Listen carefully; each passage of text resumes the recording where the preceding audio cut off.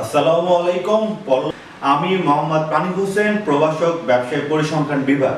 তো আসো আজকে আমরা যে অধ্যায়টি নিয়ে আলোচনা করব সেটি হচ্ছে মেজার অফ সেন্ট্রাল টেন্ডেন্সি। তো মেজার অফ সেন্ট্রাল টেন্ডেন্সি আমরা লাস্ট তিনটা সেশনে সেশন 3, সেশন 4, সেশন 5 নিয়ে আলোচনা করেছি। আজকে আলোচনা করব সেশন 6 নিয়ে। তো সেশন 1 এ আমরা সেন্ট্রাল টেন্ডেন্সি আলোচনা করেছিলাম আনগ্রুপ ডাটা নিয়ে। সেশন 4 এ আলোচনা করেছিলাম গ্রুপ ডাটা নিয়ে এবং সেশন 5 এ আলোচনা করেছিলাম মিসিং ফ্রিকোয়েন্সি নিয়ে। তো আজকে সেশন 60 হচ্ছে আমাদের মেজার অফ সেন্ট্রাল টেন্ডেন্সি। এই অধ্যায়টি আমরা এখানে শেষ করে ফেলব। তো সেশন 6 এ আমরা এই অধ্যায়টি নিয়ে আলোচনা করব যে টপিকগুলো নিয়ে।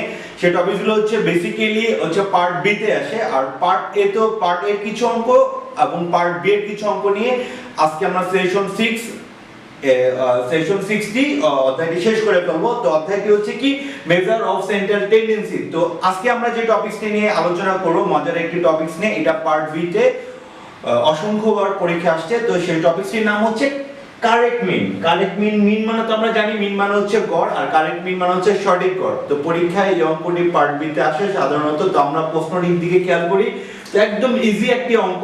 তো অঙ্কটির নাম কি? Correct mean. কোন টপিকসের? Measure of central tendency. তো আজকে বলে দিচ্ছি, আজকে কিন্তু মেজার অফ সেন্ট্রাল টেন্ডেন্সি অধ্যায়টি ক্লোজ করে ফেলবো। নেক্সট সেশনে আমরা নতুন একটা অধ্যায় নিয়ে আলোচনা করব। তো আসো টপিকটির নাম কি? কারেক্ট মিন। কারেক্ট মিনের কোশ্চেনটি আমরা পড়ি। বলছি দা মিন অফ 200 আইটেম। আইটেম কয়টা বলছে এখানে? 200টা আইটেম। 200টি আইটেমের মিন কত দেওয়া আছে? 50। হ্যাঁ, তো আমরা লিখি, দেখো অল্প অল্প করে দেখি, খেয়াল করি। তো ফার্স্টে আমি লিখি গিভেন দ্যাট, তো আমরা আইটেম আছে কয়টি? 200। তো নাম্বার অফ আইটেমকে আমরা কি দিয়ে প্রকাশ করি? এই যে এটা বিগত সেশনগুলোতে বলা হয়েছিল নাম্বার অফ আইটেম কত? 200। এদের কি দেওয়া আছে বলছে? মিন। কতটি আইটেমের? 200টি আইটেমের মিন দেওয়া আছে হচ্ছে 50। মিনকে আমরা কি দিয়ে প্রকাশ করি? x বার। x বার কত দেওয়া আছে? 50। ডান। এবার তারা কি বলছে প্রশ্নের দিকে খেয়াল করি। হ্যাঁ, আফটার দ্যাট টু আইটেম, মানে এর মধ্যে দুইটা আইটেম, মানে 200টা আইটেমের মধ্যে দুইটা আইটেম দুটো কত? 50 এবং কত? 65। কি বলছে? Wrongly taken. রংলি মানে ভুল লেখা হয়েছে। কয়টা আইটেম? দুইটা আইটেম। কতগুলো আইটেমের মধ্যে? 200টি আইটেমের মধ্যে দুইটা আইটেম ভুল লেখা হয়েছে। ইনস্টেড অফ, ইনস্টেড মানে হচ্ছে পরিবর্তে, তার পরিবর্তে 25 ও কত? 30। অ্যাকচুয়ালি প্রশ্নটার মধ্যে লেখার কথা ছিল কত? 25 আর কত? 30। আর আপনি ভুলে কি লিখে ফেলছেন? 50 আর কত লিখে ফেলছেন? 65। তো 50 আর 65 লেখাতে যে মিনটা বেরোচ্ছে মিনটা কত? 50। তাহলে এটা অবশ্য রং মিন। তোমাকে এখানে কি মিন বের করতে বলছে? কারেক্ট মিন। তো খেয়াল করে আমরা কিভাবে করব। তো এখন আমরা খেয়াল করি, আমরা একটা সূত্র জানি, লিখি উই নো মিন মানে কি বার? x বার। x বার একটা আমরা সূত্র জানি আনগ্রুপ ডাটার সূত্র কি? Sum of x divided by n। Done. এবার এখানে অর লিখি। এই অঙ্কে x বার কত দেওয়া আছে? 50। সাম অফ x জানি না। সাম অফ x মানে হচ্ছে সমষ্টি। কয়টা আইটেমের? 200 আইটেমের সমষ্টি। n মানে কত? 200। তাহলে sum of x is equal to কত? 10000। এটা কি সমষ্টি? কয়টা আইটেমের? 200টা। 200টা আইটেমের সমষ্টি আমরা কত বের করে ফেললাম? 10000। x বার কত ছিল? 50। নাম্বার অফ আইটেম ছিল কত? 200। ক্রস মাল্টিপ্লিকেশন করলে কি সাম অফ x কত বের হলাম? 10000। তো আমরা প্রথমে বলছিলাম যে প্রশ্নে যে মিনটি দেওয়া ছিল সেই মিনটি হচ্ছে রং মিন। তো রং মিন থেকে আমাদের অবভিয়াসলি কি বের হবে? সামটা যে বের হইছে সামটাও কি বের হবে? রং। তাহলে এই সামটা আমাদের হচ্ছে রং সাম। তো আমরা বলছি যে মিন বের করতে হলে আমাকে প্রথমে সাম বের করতে হবে। তো আমাকে এই প্রশ্নে যে সামটা বের করলাম এই সামটা হচ্ছে আমার রং। যেহেতু আমার মিন রং ছিল, আমার সামও কি বের হইছে? রং বের হইছে। তো আমি কি বের করব? এবার আমি বের করব কারেক্ট সাম। লিখি কারেক্ট সাম বের করব। আমার ছিল কত? 10000 লিখলাম। এবার আমি কি করছি? ভুল করছি কত? তো 50 আর কত? 65। তাহলে ভুলগুলো আমার কি করতে হবে? বাদ দিতে হবে। আর সঠিকগুলো আমার কি করতে হবে? যোগ করতে হবে। যেহেতু এখানে দুইটা ভুল ছিল এজন্য আমি দুইটা বাদ দিব। পরীক্ষা একটা ভুলও থাকতে পারে। তাহলে বাদ দিই কত? 50 এবং 65। কি করব? আমি মাইনাস করে দিব। আর কার পরিবর্তে বসানো কত ছিল? এই দুইটা আমি প্লাস করে দিব। লিখি 25 প্লাস হচ্ছে 30। সাম অফ x টু ক্যালকুলেটরে করতে হবে। আমি একটু ক্যালকুলেশনটা করতেছি। 10000 minus 50 minus 65 plus 25 plus 30 9940। 9940 এটা কি কারেক্ট সাম, বাট কি সাম বের হইছে? তো যদি সাম বের হয়ে যায় তাহলে তো মিন বের করাই যাবে, কারণ আইটেম তো 200টা, আইটেম নিয়ে তো কোনো সমস্যা নাই। সমস্যা হইছে কি নিয়ে? সাম নিয়ে। তো আমার তো আইটেম আছে 200 আর কারেক্ট সাম কত বের করে ফেলছি আমি? 9940। তো খেয়াল করে এখানে করতেছি, এখানে এখন আমি লিখতেছি খেয়াল করে পরে। এবার আমি লিখি কারেক্ট মিন। কি মিন বের করতে বলছে? কারেক্ট মিন। মিন কে আমরা কি দিয়ে প্রকাশ করি? x বার। মিন বের করার সূত্র কি? sum of x divided by n। n কত ছিল? 200। এখন কি মিন বের করব? কারেক্ট মিন। কারেক্ট মিন বসাতে হলে কারেক্ট সাম বসাতে হবে। কারেক্ট সাম আমি কত বের করছি? 9940। লিখি 9940। এবার 200 দিয়ে ভাগ করি, ভাগ হচ্ছে 200, 49.7, 49.7। This is the answer. হ্যাঁ, এটা অ্যাকচুয়ালি পার্ট বি তে আসে। এটা সবচেয়ে ইজি একটা অঙ্ক। তো তোমার খেয়াল রাখতে হবে প্রশ্নের পরে কি প্যাটার্নের অঙ্ক। এই প্যাটার্নটার নাম কি? কারেক্ট মিন। কারেক্ট মিনে তোমার কি কি থাকবে? নাম্বার অফ আইটেম থাকবে আর মিন থাকবে। সে মিনটা হচ্ছে রং মিন। তোমার কিছু আইটেম ভুল থাকবে, ভুলগুলো তোমাকে বাদ দিতে হবে আর কারেক্টগুলো তোমাকে কি করতে হবে? যোগ করতে হবে। তো একদম ইজি অঙ্ক। এটা সচরাচর পার্ট বি তে আসে। তো আজকে আমি সেশন 6 এ আলোচনা করব পার্ট বি আর পার্ট এর অঙ্ক নিয়ে। তো পার্ট বি এর একটা অঙ্ক বুঝে ফেললাম, অঙ্কটার নাম কি হচ্ছে? কারেক্ট মিন। এরপরে আমি যে অঙ্কটি করব সেই অঙ্কটি খুব একটি মজার একটি অঙ্ক। খেয়াল করব বোর্ডে। এটা হচ্ছে অ্যাকাউন্টিং ডিপার্টমেন্টে আসছিল অঙ্কটি। দেখো, তো আমি একটা ফর্মুলা লিখেছি, খেয়াল করো খুব ভালো করে। টু পজিটিভ নাম্বার,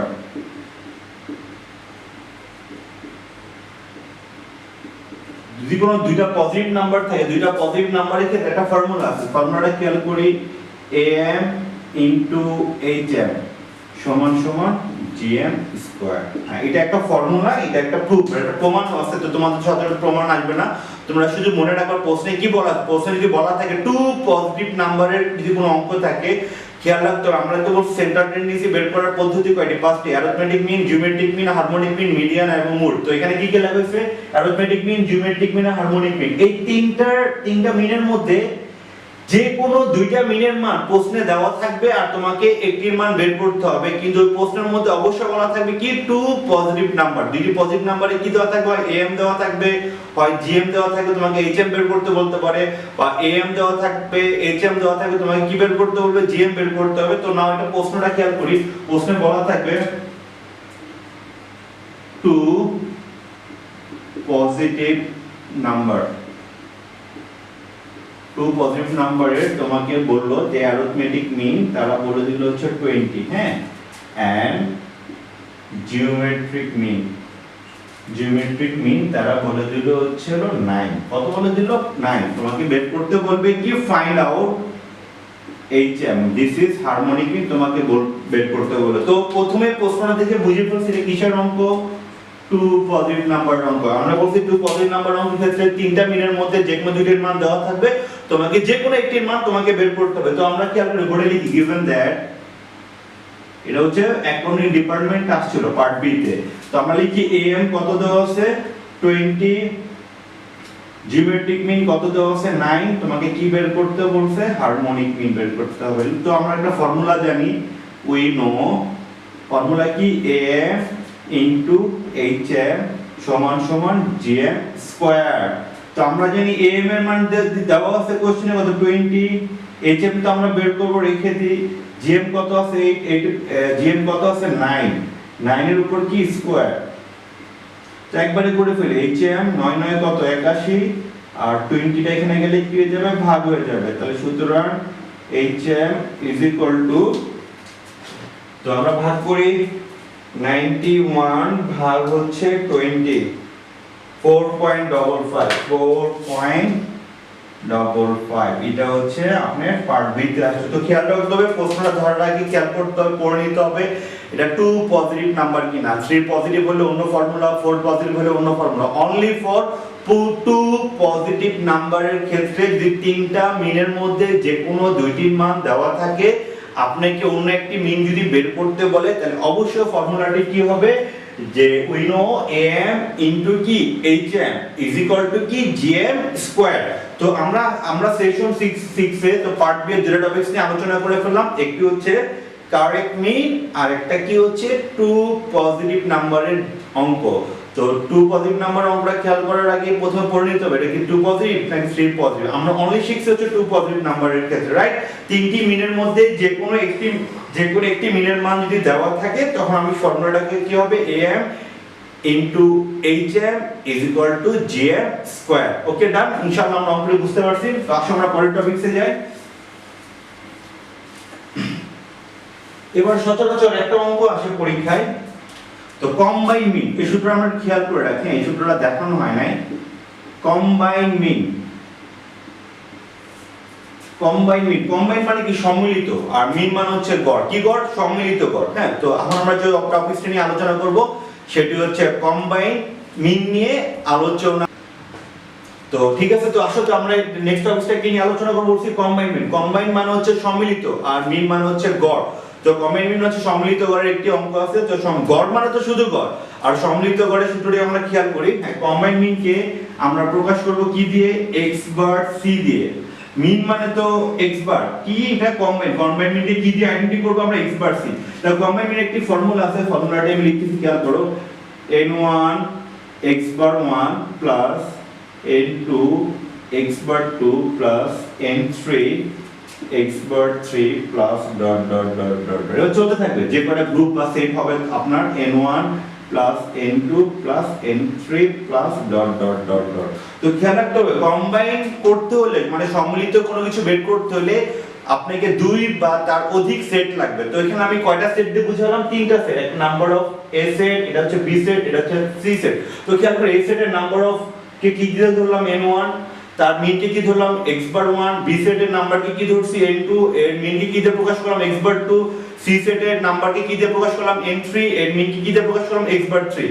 তো আমরা জানি মিন হচ্ছে ওগুলো হচ্ছে সবগুলো সমষ্টিকে নাম্বার অফ আইটেম দিয়ে ভাগ করব। তো একটা কোশ্চেন খেয়াল করি, তো আমি নরমালি বুঝাচ্ছি, অঙ্কটা একটু বেসিকটা বুঝাইলে বইয়ে অঙ্ক আছে আপনি দেখলে বুঝতে পারবেন। তো একটা एग्जांपल দিচ্ছি, খেয়াল করি। एग्जांपल 2 সেট, একটা সেটের নাম হচ্ছে a আর একটা সেট হচ্ছে b। আমি বললাম দুইটা গ্রুপের বা সেটের আমি বললাম a গ্রুপের নাম্বার অফ স্টুডেন্ট, বললাম নাম্বার অফ স্টুডেন্টকে কি দিয়ে প্রকাশ করব? n1। নাম্বার অফ স্টুডেন্ট ধরলাম কত আছে? 50। আর বি গ্রুপের নাম্বার অফ স্টুডেন্ট ধরলাম আমরা কত? 40। যেহেতু নাম্বার দুইটা আছে এইজন্য একটাকে n1 একটা হচ্ছে n2। তো আরেকটা গ্রুপ থাকতো কি দিয়ে লিখতাম? হচ্ছে n3। আরেকটা থাকলে কি দিয়ে লিখতাম আমরা? n4। তো দুইটা গ্রুপ আছে, একটা গ্রুপের নাম্বারকে কি ধরলাম? n1, আর একটা গ্রুপকে কি ধরলাম? n2। তো বললাম এই গ্রুপের মিন মানে কি? x বার। তো এই গ্রুপ মিনকে কি দিয়ে প্রকাশ করব? x বার। এই গ্রুপের মিন ধরলাম কত? 20। আর বি গ্রুপ বা বি সেটের মিনকে কি দিয়ে প্রকাশ করলাম? ভাই 15 দিয়ে। তো আপনাকে বের করব, আমরা প্রশ্নে বলবো ফাইন্ড আউট কম্বাইন মিন বের করতে হবে। তো বলাই ছিল প্রশ্ন শুরুতে এই অঙ্কটির ক্ষেত্রে কম্বাইন মিন বের করতে হলে দুই বা তার অধিক সেট লাগবে। তো এখানে কয়টা সেট আছে? দুইটা। তো কম্বাইন মিনকে আমরা কি দিয়ে প্রকাশ করি? x বার c দিয়ে। তো ফর্মুলাতে আমি সোজা উপরে লেখা আছে, সূত্র লিখব কি? n1 x bar 1 plus n2 x bar 2 divided by n1 plus হচ্ছে n2। এই a সেটের n1 কত? 50, x বার 1 কত? 20 প্লাস b গ্রুপের কত? 40 ইনটু কত? 50। নিচে 50 প্লাস হচ্ছে 40, নিচে যোগফল হচ্ছে 90। তো এটা আমরা ক্যালকুলেশন করি, আপনারা একটু খেয়াল করেন। প্রথমটি হচ্ছে 1000 এখানে প্লাস 40 ইনটু 15 600, 1600 ভাগ হচ্ছে 90, 1600 ভাগ 90।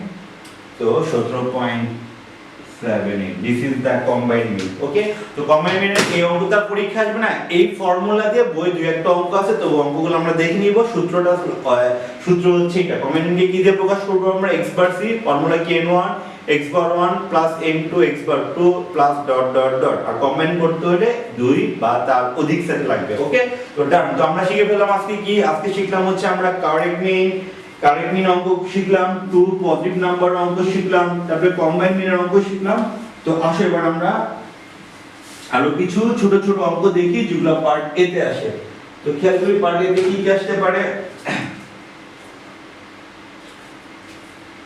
পার্ট এ তে তোমার একটা একটা একটা পার্ট 1 একটা এক নম্বরের জন্য আসতে পারে which is the best measure of central tendency, মানে সবচেয়ে আদর্শ কেন্দ্রীয় প্রবণতা কোনটি। তো আমরা বলছি মেজার অফ সেন্ট্রাল টেন্ডেন্সি বের করার পরিমাপ কয়টি? 5টি।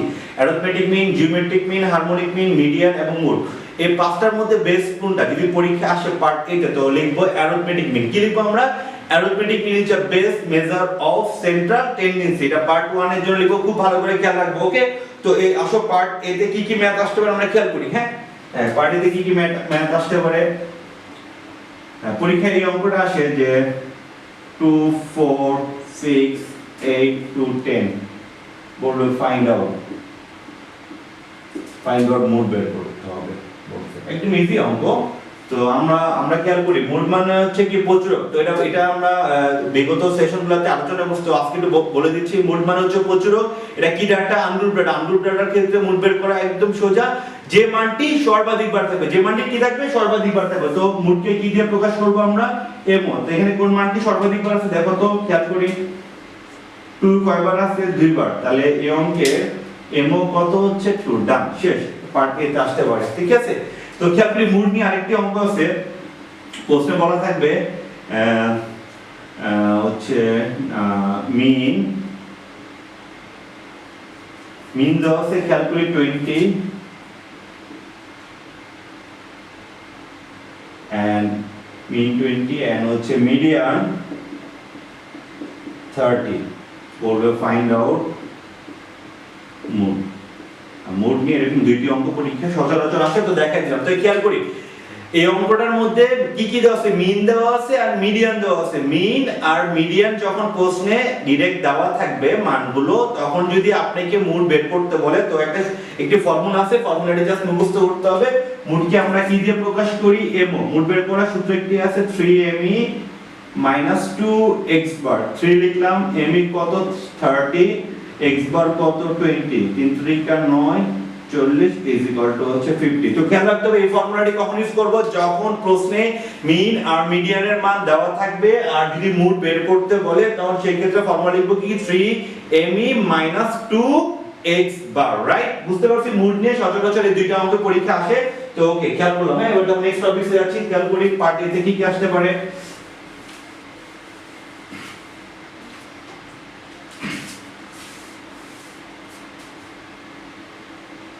তো একটা জিনিস খেয়াল রাখতে হবে, পরীক্ষায় একটা কোশ্চেন আছে when geometric mean cannot be calculated, কখন জিওমেট্রিক মিন নির্ণয় করা যায় না। তো একটা জিনিস খেয়াল রাখতে হবে, জিওমেট্রিক মিন মানে হচ্ছে, জিওমেট্রিক মিনটা কি বলতাম, যে সংখ্যাগুলোকে কি করতে হয়? গুণ করতে। সংখ্যাগুলো কি করতে হয়? গুণ করতে। তুমি খেয়াল করো, যদি কোনো সংখ্যাগুলো গুণ করার সময় যদি কোনো মান যদি শূন্য এসে পড়ে, শূন্যর সাথে কোনো কিছু গুণ করলে কি হবে? শূন্য হয়ে যাবে। যখন তোমার এক বা একাধিক মান যদি জিরো থাকে বা শূন্য থাকে, তখন জিওমেট্রিক মিন ক্যালকুলেট করা যায় না। তো একটা কোশ্চেন দেখি, if দেখি 2 2 4 0 10, হ্যাঁ, find out geometric mean. Geometric mean এটা কি ডাটা? Ungroup data. আনগ্রুপ ডাটার জিওমেট্রিক মিন বের করার সূত্র কি? 2 সবগুলোকে কি করতে হয়? এভাবে গুণ করতে হয়, ঠিক আছে। কয়টা সংখ্যা? 4টা সংখ্যা। তো জিরোর সাথে কোনো কিছু গুণ করলে 0 হয়, জিরোর সাথে কোনো কিছু গুণ করলে কি হবে? 0 হবে। তো এটার জিওমেট্রিক মিন কি করা যাবে না? নির্ণয় করা যাবে না। আর এই মানটা ক্যালকুলেটরও বের হবে না, কারণ জিরোর রুট হবে না। ওকে, খেয়াল করো খুব ভালো করে। ওকে,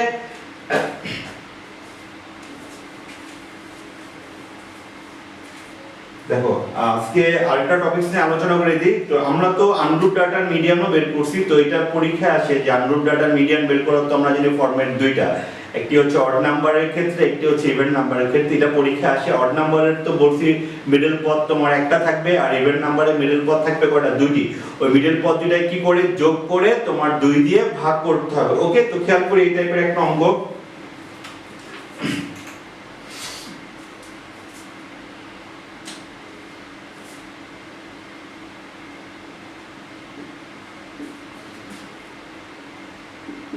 দেখো এখানে কয়টি সংখ্যা লিখছি? 1 2 3 4 5টি। বললাম ফাইন্ড আউট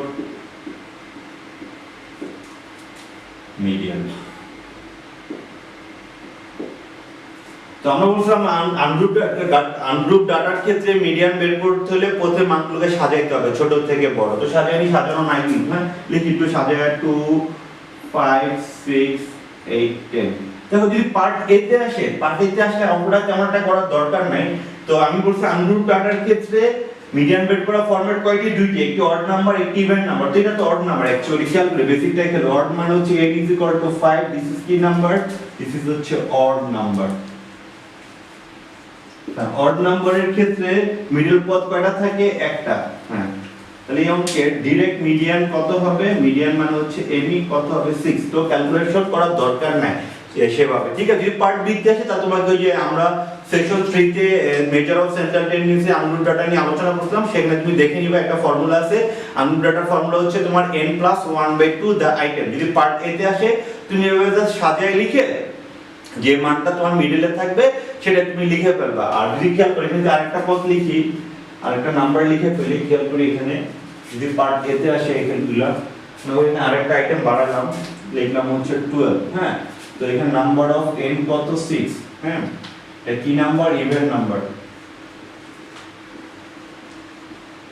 হ্যাঁ, বলছি ইভেন নাম্বারের ক্ষেত্রে এমি বের করার সূত্র কি? মিডল পদ দুইটাকে যোগ করে 2 দিয়ে ভাগ করতে হবে। আবার খেয়াল করি ইভেন নাম্বারের ক্ষেত্রে মিডিয়ান বের করার সূত্র কি? মিডল দুইটা পদকে যোগ করে দিয়ে ভাগ করব। মিডল দুইটা পদ কি বলতো? 6 এবং 8 / 2, 8 6 14, 14 কে 2 দিয়ে ভাগ করলে 7। তো সেই ক্ষেত্রে ইভেনের ক্ষেত্রে তোমার মিডিয়ান হবে কত? 7। ওকে, ডান, বুঝতে পারছিস? তো খেয়াল করো, তো আমরা বলছিলাম যে আজকে আমরা measure of central tendency authority আমরা ক্লোজ করে ফেলবো সেকশন 6 এর মাধ্যমে। তো সেকশন 6 এ আজকে যে টপিকগুলো আলোচনা করব সচরাচর পার্ট এ আর পার্ট বি তে আলোচনা করি। তো তোমরা বাসায় মনোযোগ সহকারে সেই মেজার অফ সেন্ট্রাল টেন্ডেন্সি অধ্যায়টি শুরু থেকে এই পর্যন্ত যে ক্লাসগুলো আছে অনলাইনে তোমরা ভালো করে দেখবা, কারণ বলা হয়েছিল যে মেজার অফ সেন্ট্রাল টেন্ডেন্সি অধ্যায়টি যে যত বেশি পারবে পরবর্তী অধ্যায়গুলো সে তত দ্রুত বুঝতে হবে, কারণ এটা হচ্ছে এই অধ্যায়ের বেসিক অঙ্ক। এটাতে প্রত্যেকটা অধ্যায়ের অঙ্কগুলো তুমি সহজে বুঝাইতে পারবা এবং বুঝতে পারবা। তো ঠিক আছে, তো আমরা এই অধ্যায়টি যে সেশনগুলো নিয়ে আমরা আলোচনা করেছি, তোমরা এই সেশনগুলো বাসায় ভালো করে দেখবা। আর যদি কেউ বুঝে না থাকো তো আমাকে কমেন্টসের মাধ্যমে আমাকে জানাবা। তো সেশন 7 এর আমন্ত্রণ জানিয়ে আমি বিদায় নিচ্ছি। মোহাম্মদ মানিক হোসেন। আল্লাহ হাফেজ।